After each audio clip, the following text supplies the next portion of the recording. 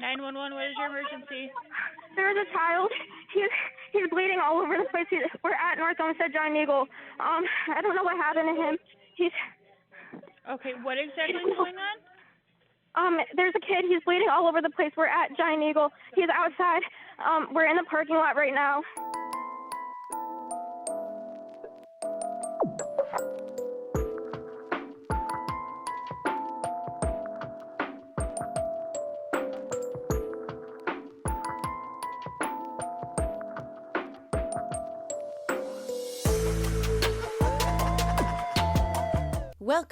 Welcome back. I'm Cassie, and this is A Wicked World.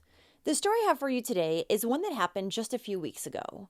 It was a heartbreaking and senseless attack on a little boy and his mother by a complete stranger in the middle of a busy grocery store parking lot.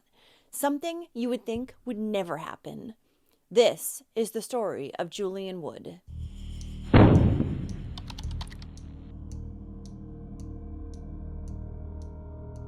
Julian Miles Wood, also called Juju, was born on October 29, 2020, to Jared and Margot Wood.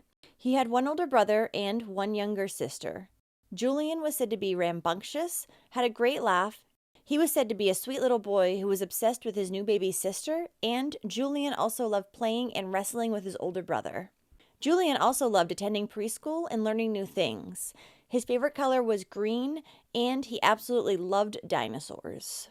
On the afternoon of June 2nd, 2024, Julian and his mother Margot went to the grocery store to get the household's weekly shopping done. They drove to the Giant Eagle, which wasn't far from their home, located on Lorraine Ave in North Olmsted. When they arrived and entered the store, Margot put Julian in the front of one of the shopping carts. As Julian and his mother were going about their business and picking out their groceries, suddenly a woman who was holding a knife started walking towards them. Margot continued pushing the cart right by her. But just as they barely passed the stranger, the woman stopped in her tracks, turned around, and began following Margot and Julian. As Margot went to pay for her groceries, little did she know that the woman who had been following her and her son was now waiting for them near the exit of the store. So when Margot and Julian, who was still in the shopping cart, passed by her yet again on their way out of the grocery store, she again began to follow them, out into the parking lot this time.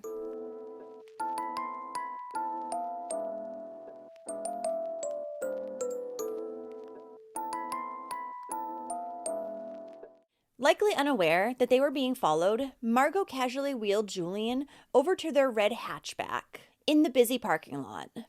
She popped open her trunk and was about to begin loading the groceries inside, when suddenly, out of nowhere, the woman from the grocery store unleashed a vicious attack. She began savagely stabbing Margot and Julian with a knife, a mother and son whom she had never met, and for no apparent reason. And it all happened so fast that nobody who was sitting in their cars or standing nearby was even able to stop it. And then, just as quickly as the attack had started, it stopped, and the stranger turned around and just walked away. Horrified witnesses, both customers and staff from the Giant Eagle who had witnessed the scene, began immediately calling 911. What is your emergency? There is a child. He's bleeding all over the place. We're at North Olmsted Giant Eagle. I don't know what happened to him. Okay, what exactly is going on? There's a kid. He's bleeding all over the place. We're at Giant Eagle. He's outside. We're in the parking lot right now. Okay, is the child conscious and breathing? Is he breathing? I don't know. They're doing CPR on him. They're doing CPR? Yes, right now. Okay, hold on 1 second. North Olmsted units, be advised there's a child that is possibly injured. They're doing CPR on him now. Okay, I'm going to stay on the phone with you for a couple more minutes. I have officers en route. I'm going to get a couple more things from you, okay? Okay. I didn't see it. I just heard them yelling, and then we were on break in my car. And I work at Giant Eagle right now. Okay. 911, what is your emergency?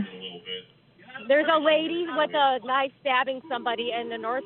Where? The Giant Eagle. She's stabbing somebody? she's stabbing. She's walking North away. Olmsted units, start responding to right North now. Olmsted Giant Eagle. We have several calls of somebody with a knife trying to stab people. Right there, stop. Do you have a description of her? Yeah, she's a black female. We got eyes on her. She's walking towards Lorraine. Okay, she's outside now? She's outside walking Okay. with a knife in hand. This is going to be a black female walking towards Black Lorraine female Road with a knife. black shirt, black leggings. All black? Right here, you're not going to follow. All Is, black. is anybody injured? Yeah, somebody's injured. I think this kid was stabbed in the mother's holding. Okay, hold on a minute. Heavy set, thin. What else does she look like? She's a black, tall female wearing black leggings, black T-shirt. She's actually walking towards Silver Center on Geppetto. My caller said she could see her now. She's walking out towards Silver, closer to Geppetto's Pizza. She's literally got a knife in her right hand. Okay. 10-4, affirmative. Now she's walking towards Dover. Okay. Get out of the way. Stop right there. Ma'am, don't hang up the phone. I'm just going to keep you on hold. I got to get an ambulance heading there, okay? Little Julian was lying on the pavement in the parking lot. He was badly wounded and bleeding to death. His mother, Margot, was also injured, but not nearly to the extent that Julian was. Witnesses had rushed over to the mother and son and attempted to help slow the bleeding while they waited for the first responders to arrive. When the paramedics did arrive just minutes later at 3:06 p.m., Margot pleaded with them to not worry about her and just tend to Julian. First responders then administered CPR to Julian, loaded him into an ambulance, and brought both him and his mother to a nearby hospital. Margot would end up surviving her injuries, but unfortunately, it was too late for little Julian. And as he was being put into the back of the ambulance, the first responders realized that he had no pulse. He had received multiple stab wounds to both his face and back.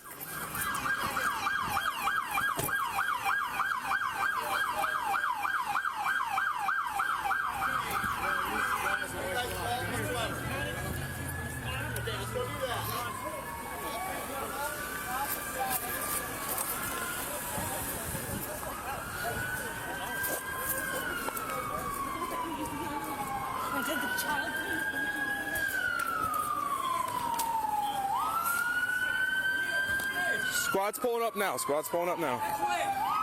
The scene in the parking lot was devastating as the body cam captures emergency crews working tirelessly to resuscitate 3-year-old Julian as he clings on to life.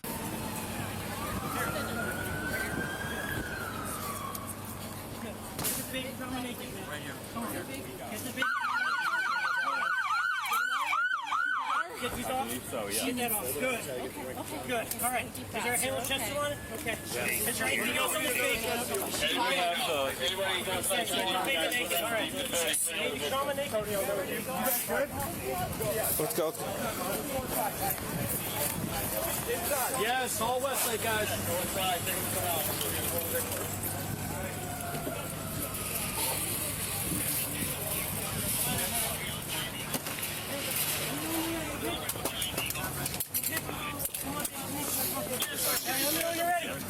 Ready? Let me know when you're ready. Let's get him on the car. Okay, let me know when you're ready. Here we go. All right, you ready? Ready? Ready, 3. Somebody good feet, 2. Ready? Get this out, buddy, up. Go, go, go. Good. Good, good, good. We're going to get our pads on. Okay. Okay. Medic, come in here and relieve him. Yeah, from back. Medic, come in and relieve him of his chest compression. You got to take him back. You got this. Get him on out. Go take her to a car right now. Hey, somebody go get Mom. She doesn't you see this. Ready? Here you go. Are you Mom?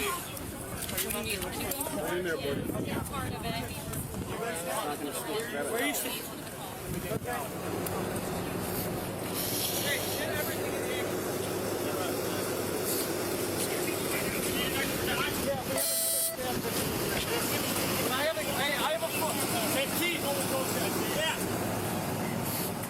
Meanwhile, the woman who had just stabbed 3-year-old Julian, 32-year-old Bianca Ellis, was found walking down a road just a short distance away. Police pulled up behind her, and with their guns drawn, they arrested the vile woman. Bianca was even still holding the bloody knife when police found her. Crossfire. 211, I need a car to go help the kid. These are the first couple aisles. Where's your cuffs? Get cuffs? Who's got cuffs? Slow down, slow down. Hold on. We're good. All right. Yep. Okay. Ken, you want me to go to the female or Giant Eagle? Go to the female that's Hey. She's in the first 3 rows, farthest north. Copy, I will be up. You got a med kit? Okay. Go over on the side. You're good. Who's got a med kit with him? You gotta get her up. We have a female in custody. Are you bleeding? Are you hurt anywhere? Female in custody, 1504. Nice, right there. 5217, I'm out. Let's get her up. There you go, man. Hold you up, okay? Grab your other arm. Do you have someone there with you? We're going to lift you up, okay? Stand up, okay? 1, 2, 3, stand up. Stand up. Come on. In route. 14's in route with the mic kit. All right, let's put her in the back of my car. Hang on, I'm gonna check her right here. Let's go to Giant Eagle. Okay. Fire's been dispatched. I'm phone to the lot. You good with that? Yeah. Walk her back this way. 52 LO3, I got 3 units. 1719 myself at Giant Eagle. In the parking lot, third aisle, if you got EMS coming. Bianca had actually been in the lobby of the North Olmsted police station about a half hour prior to the attack. She was in the police station that day because she said that the police had kept her cash when she had been arrested a few days prior.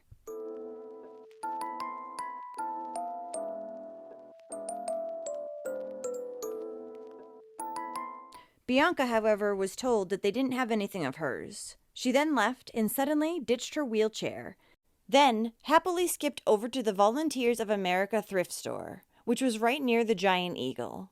There was no indication of what was to come while she was at the police station. Bianca had left calmly and without any incident. Once she was at the thrift store, Bianca was said to have stolen 2 knives. After she stole these knives, she was seen pacing back and forth on security camera in front of the Giant Eagle, like she was thinking about what she was going to do next. Later, at 2:58 that afternoon, Bianca had headed inside the grocery store, brandishing one of her newly stolen weapons. And it was then that she had randomly picked out who her victims were going to be. Shortly after Bianca entered the grocery store, you can see here she's walking around casually holding the knife and swinging it in her hand. And nobody seems to even notice. In total, Bianca was only in the Giant Eagle for about a minute and a half. Back at the scene of the stabbing, there were multiple witnesses who were speaking with police and telling them what they had seen. All of the witnesses were saying that the attack seemed to be completely random. Bianca had walked up to Julian and his mother, and without saying a single word, she had begun to stab both of them. One witness told police that he had watched the attacker as she was trying to get away, and he had made the decision that that was not going to happen. So the man got into his car and followed her, calling 911 so he could report her every move. This is not okay for anybody to see. All right. Name, address, date of birth, driver's license, phone number. We'll take care of this. One more little while. If you need more room, go to the back. Thank you. No, yeah, thank you. Happened out here? My Guys, does this take place out here? Not here? Right here? Right here. Right there? Literally right here. Right here. Right here. Miss.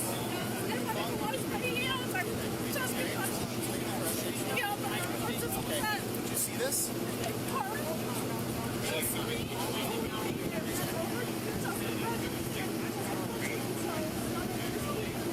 Sean, what do you need help with? We got statements rolling. We got Luke washing his hands up. We have him grabbing his camera. We got to secure this area right now. Yep. Yeah.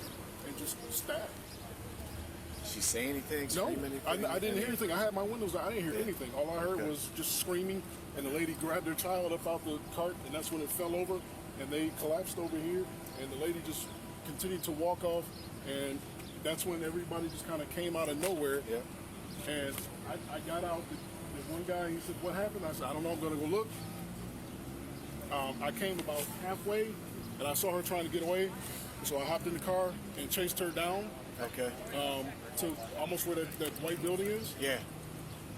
That's when I called 911, and like literally 30 seconds later, you guys showed up. Okay. All right, cool. So the kid was in the car? Yeah. Okay. So it was in the car fell over? Yeah. Are there any witnesses that we need to have our medics talk to or anything? Just a pretty traumatic event. If anybody, it's going to be him. Okay. I'm not saying he's asking for it, but judging by what he saw, I won't be surprised. Okay. You live in the city or? After Julian and his mother had been transported to the hospital, you can see on police body cam footage Julian's father arriving on the scene and frantically asking police if his son was okay.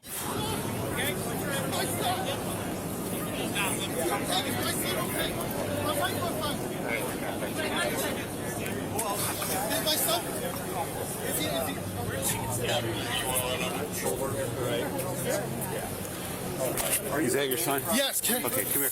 We're going to have somebody take you to the hospital, all right? I can take it. Okay, we're going to have you take you to the hospital, okay? I'm parked over there. No, you can leave your car over Where's there. your keys at? I have my keys right here. Where's your car at? I'm taking It's the truck that's parked facing this way. I'm taking him to... Yeah, I'll be right there. I'll get your keys, so you don't worry about it. The little boy's murder had happened for no reason at all and left police horrified and frustrated. Especially given the fact that almost as soon as Bianca had been arrested, she refused to talk and hired a lawyer. Bianca Ellis was originally only charged with aggravated murder, and she was held on a $1 million bond. However, during her initial court hearing, the charges of murder, attempted murder, felonious assault, endangering children, tampering with evidence, and misdemeanor theft were all added, and her bail amount was raised to $5 million. She pleaded not guilty to all the charges. As of right now, Bianca's trial is tentatively set for December 9th, 2024, and her final pretrial hearing is scheduled for November 7th. During the initial hearing, Bianca had actually appeared via video feed, and she had held her head down for most of the time. The judge tried to ask her questions, and she refused to answer any of them. After that, she was ordered to personally appear in the courtroom, which she would do on June 10th. During the court hearing, Bianca was seen smiling at times as the judge spoke about the case. At times, almost laughing. At one point during the hearing, she even turned towards the camera and grinned. Bianca's defense attorney is claiming that she has notable mental health issues. Yeah, I'd say. Also during this hearing, Julian's father, Jared, pleaded for the judge to do anything he could to keep this monster behind bars. That day, 1 week ago, she took everything from us. There's nothing that could ever replace my son or anything that my wife and I, even our other kids, are going through. It's horrendous. Prosecutors have also since announced that they will be seeking the death penalty for Bianca Ellis. Since Julian's murder, it was revealed that Bianca had a criminal record dating back several months and in 3 different states. In January, she was arrested in Bakersfield, California on 3 counts of battery for allegedly assaulting 3 people. The following month, February, she reportedly told workers at the shelter where she was staying in Cleveland that she had killed a woman while she was in California. Staff had called police after hearing this out of Bianca's mouth, and when police arrived and spoke with her, she told them that not only had she killed somebody in California, but she wanted to kill again and eat that person's flesh. She told police that she had killed a bartender, then thrown her into a creek. Bianca vividly described what this woman had looked like. After this confession, police had her transferred to a local hospital for a mental health evaluation. And once she was at the hospital, Bianca became very aggressive and began trying to fight police, doctors, and nurses. Now, I couldn't find exactly what came of that mental health evaluation, but I assume not much. The authorities in California would end up determining that Bianca's confession to killing a person was not credible, because it was inconsistent with any of their unsolved cases. Hopefully, they're now looking further into that, just in case. By March of 2024, just a month after the last incident, Bianca was again arrested. This time, she was in Kissimmee, Florida. She had booked a hotel room, but upon her arrival, did not have the money to pay for that hotel room. When the front desk clerk told her that she did not have enough money and would not be able to rent a room for the night, Bianca became very upset, and when she was asked to leave, she refused. She would end up spending a month in jail for trespassing in regards to this case. Then, just days before Bianca had killed Julian on May 29th, she'd been found sitting in a wheelchair at a bus stop in Cleveland. When police spoke with her, they realized that there was a warrant out for her arrest. She was then taken into custody. The police body cam footage shows Bianca nearly dancing and excitedly saying, "I'm getting a free ride." Yeah, but to jail. Hello. Are you alright? Yeah, I'm going over here to the bus stop. You're okay though? Somebody called because they were concerned about you. Yeah, I kind of get lightheaded from my medicine. 5221, I'm out. Do you need assistance at all? Or you need an ambulance or anything? Are you feeling alright? No, I think the temperatures is getting to be just right. Okay. Do you have an ID on you just so I can tell them that you're alright? Are you from around here or are you trying to get out of here? Both. Both?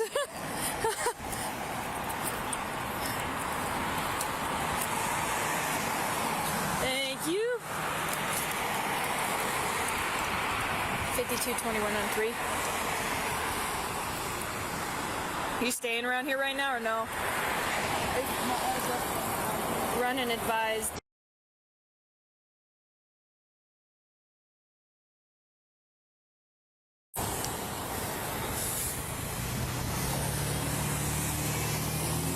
Have that back. Just give us a few seconds and then get you on your way, hopefully.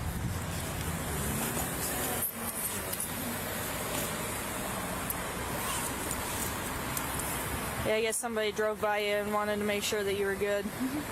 Which is nice of them to, you know. Yeah, because my phone's dead. Your phone's dead? Yep, sure is. Huh? Should have gone into, you could go into like the mall and charge it for a bit. That's what I was thinking, but you know what? I have to figure out how to get, what's really going to get me around there. In the mall? Yeah, because I'm already too tired. Yeah, or if you go back that way towards Walmart. I went to Walmart. I already went there. They don't have the case. The cord, they got the cord. They don't have the box. Go ahead.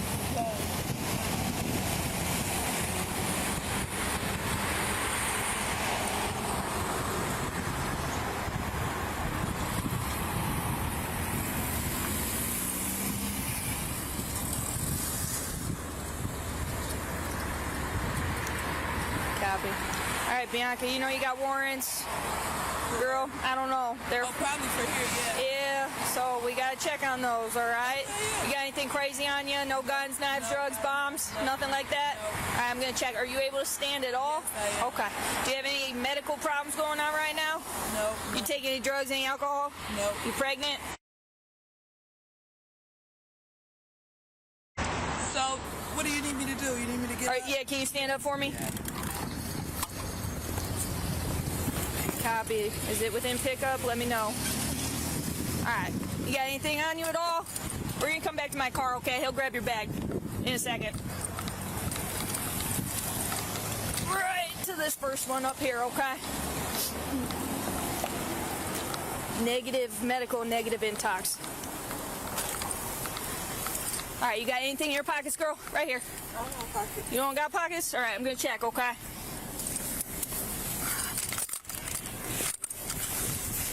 Nothing in your bra?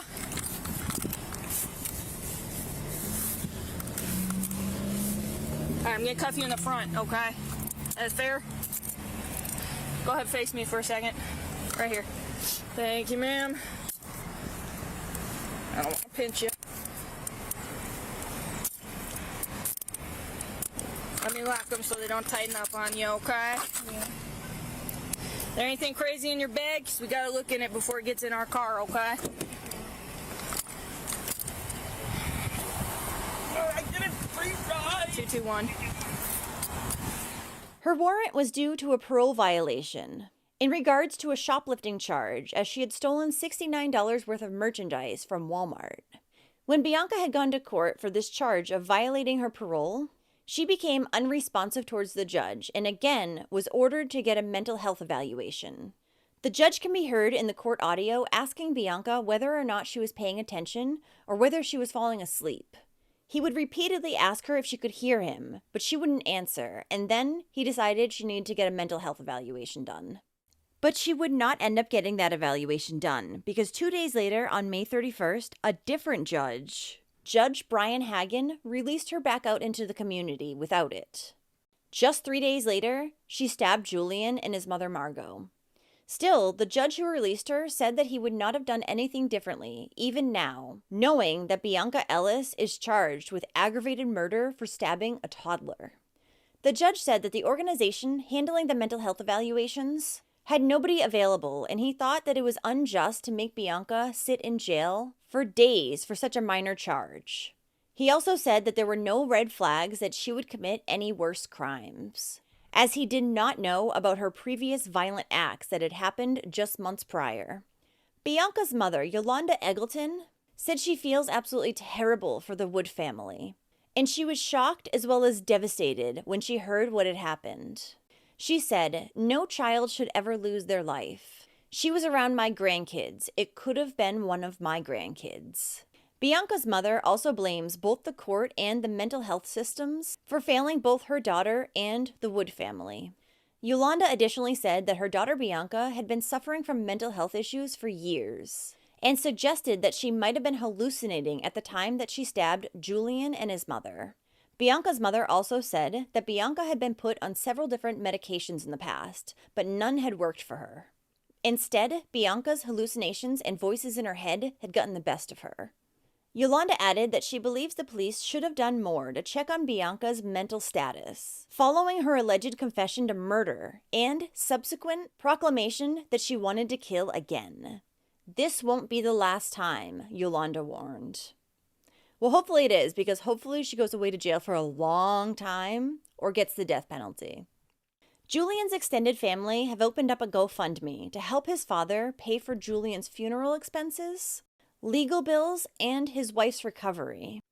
Margot is expected to recover 100%, and I will actually leave a link for the GoFundMe account in the description down below. His family wrote a collective statement in which they said, "Our family is overwhelmed with sadness. We have no explanation as to how or why this happened.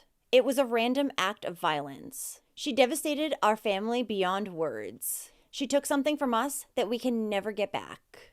Julian's family said they are extremely thankful for the support that they have received from not just family and friends, but also strangers from the community and beyond. They said that they are at the start of a long journey to recovery and are very hopeful that they will get justice in the end. Julian Wood's funeral was held on Saturday, June 8, 2024, at St. Charles Borromeo Church in Parma, Ohio.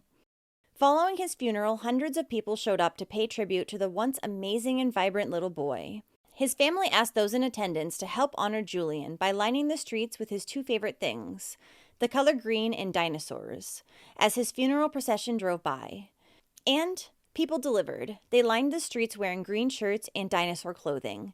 They also carried stuffed animals, balloons, ribbons, and signs with them. Julian's funeral procession then ended at Sunset Memorial Park in North Olmsted, where he was then buried. The community turned out, lining Ridge Road in Parma outside St. Charles Borromeo down to Snow Road on the way to North Olmsted. Why is it important that you're here today? Because I think it's important for everyone to support the family with our love and our thoughts and show our support. So I wanted to be here today. Why are you out here today? Just to show support for the family. You know, it's just horrible that something happens like this. A 3-year-old child didn't even get a chance yet. Just terrible. Parents bringing their children out a Saturday morning, but the support started earlier. Ribbons on trees outside St. Charles, put up by neighbors who didn't even know the family.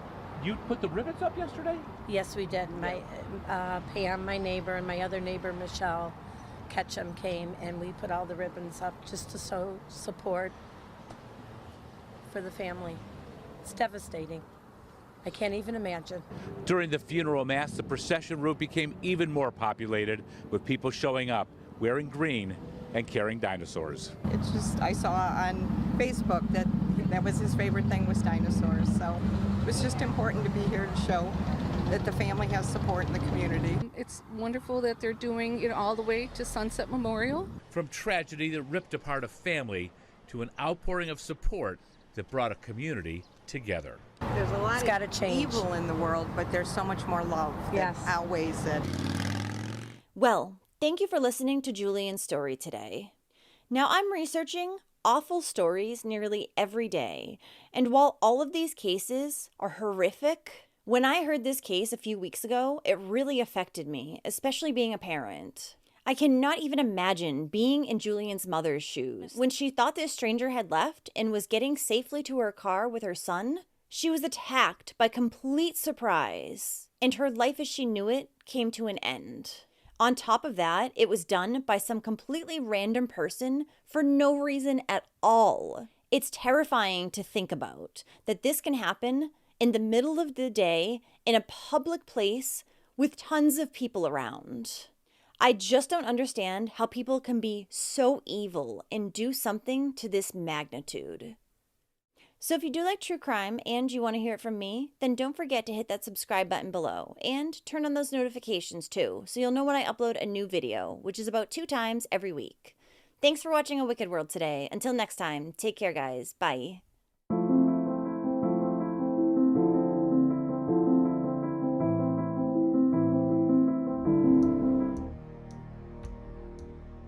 Thank you to all the patrons of A Wicked World. Now, there's even more of A Wicked World on Patreon. So check it out at patreon.com/awickedworld or use the Patreon app. You'll have access to exclusive videos each month and more.